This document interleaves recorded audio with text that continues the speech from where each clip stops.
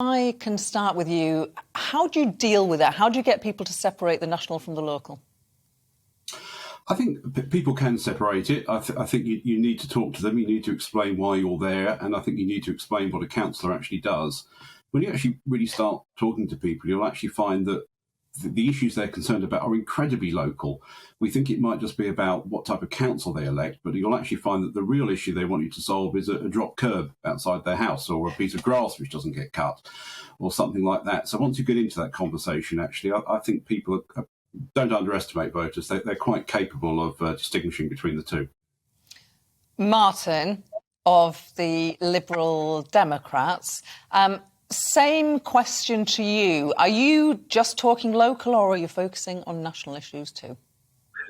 So certainly we're talking about local issues. So that would be dogs' mess, potholes, graffiti, housing issues, but national issues are coming up, and clearly the Conservative Party in Colchester is embarrassed to be associated with the Conservative Party nationally, because they've actually removed any reference to being Conservatives on their election literature.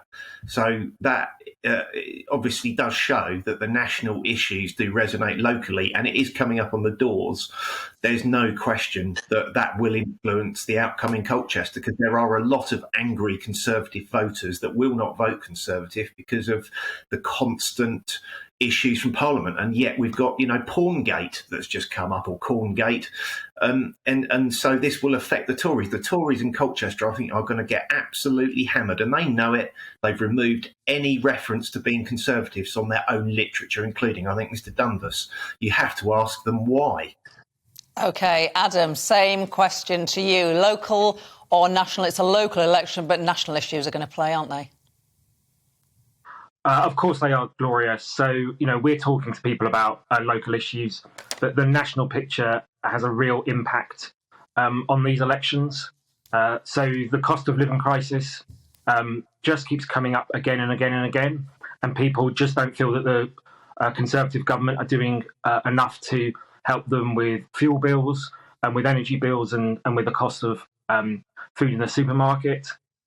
And Partygate as well just hangs over this elections like a really bad smell. And as Martin just alluded to, Conservative voters are really, really angry. And increasingly what we're hearing is they want to send a message to the government, and they're voting Labour as a result of that. OK. Of those three issues, I will start with Martin this time. If I were to say cost of living, Partygate, are either of those issues, is Partygate really coming up on the doorstep? Yeah, absolutely. Definitely. Certainly, as Adam said, the cost of living does come up because, petrol's at an all-time high, 162.9 at my local garage down the road. Fuel bills, my fuel bill's gone from £85 a month to 228, and I'm still on a capped tariff with E.ON. And yes, indeed, the government comes up time and time again, certainly with the what we call softer Tory voters, those ones that will switch. Hardcore Tory voters, I think, will be staying at home because they just can't face voting Tory. And I'm certainly finding this across Colchester, and they are voting Liberal Democrat in those seats where the Liberal Democrats will wipe out the Tories, including Mr Dundas's Stanway, where I've been canvassing even yesterday afternoon. So, there is a lot of anger. And again, comes back to why the Tories not putting Conservative on their own election literature. You have to ask that question. Adam, to you next. The same question, which is a bigger issue? I put it to you that I reckon the cost of living issue is probably coming up more than Partygate. Of course, correct me if I'm wrong. But if that is the case, has the party talked a little too much about parties and when it should have been focusing all its energy on the cost of living? I think that the parties responded to the media on this in terms of Partygate, and clearly, that's been the big story in Westminster. But when we've been out talking to people, and that's not just in the last few weeks, but the last few months, the cost of living is absolutely the worry for people. And it's not just the poorest people in Colchester, it's people who used to think they were on a decent income, and their energy bills have absolutely gone through the roof. The cost of petrol, filling up their car or their van for work, now is taking up much more of their weekly or monthly spend. And they're looking to the local council to see what they can do to help to support them. And of course, what they've been faced with this year is a Conservative-run council that put up council tax. Labour, Lib Dem, Green councillors locally all voted for a freezing council tax because we thought that, if people are tightening their own belts, then the council had to tighten its belt too.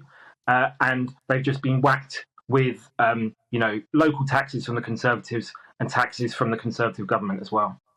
Paul, it's tough when your party is in government, whichever party that is, but when you are standing for election or when you are campaigning for elections locally and your party's government is being accused of not doing enough with the cost of living, that's a tough chat for you to have on the doorstep. It is. First, I can reassure Martin, this is actually my own election address. I'm sure you can see the Conservative logo, pleasantly bold there. So I'm not quite sure what he's talking about there. But what we're finding on the doorstep is that there is a general frustration from people that politicians are obsessed about talking about themselves. What we hear is they say, well, we're hearing from MPs, all they talk about is basically their workplace, and they're not talking enough about the issues. I would agree cost of living comes up, but what we're hearing is people are saying, well, look, we accept that the price of oil dictates the price of at the petrol pumps. Now, they may well say, well, actually, what are the Conservatives going to do about it? But they're also saying, well, I haven't actually heard a good plan from Labour or the Lib Dems or anybody else as to what they're going to do about it. What are they actually going to do about a supply-side inflation crunch from China in the UK? So I think that there is a frustration from the electorate. We probably will be affected by it. It'd be silly of me to say that we won't. But it certainly has. I've experienced it to be much better on the doorstep than, to be honest, I was expecting. OK, interesting. Right, just one line, if that's possible for you to ever ask that of politicians, but I'm going to have a go. What is each of your respective parties' key pledge that you are offering to the Colchester community? You're calling them to vote Conservative, Labour or Liberal Democrat, primarily because you will deliver X. I want to know what X is, and we will start with you, Martin. So Lib Dem-led council will absolutely help local residents with help to ensure that the cost of living locally comes down as much as possible, whilst not cutting frontline services and making Colchester cleaner and greener, because in the last 12 months, it certainly has gone back. Recycling rates have gone down. The A12 looks dreadful. The town centre looks more grotty. Okay. We will turn that around. That was a long sentence, but I'll give you it. Adam. So Labour councils across the country deliver a lower council tax, £330 on average in every council that's Labour-led compared to Conservative councils. And we would deliver cleaner, safer streets for people. People are fed up with litter, graffiti, fly tipping and antisocial behaviour. And we deliver a team in each neighbourhood to make sure that the area outside the front of people's houses is safe and well looked after. Paul. Thank you. Well, firstly, you'll get a Conservative council or a Conservative-led council. Everybody else says they're a progressive alliance. We're not quite sure what that means. They just seem to say that, but have a lot of goes at each other on Twitter. You will get a very clear investment package for the town centre. You will get a very clear master plan, the first we've had for about 40 years for the town centre, and you will get an efficient, professionally run council.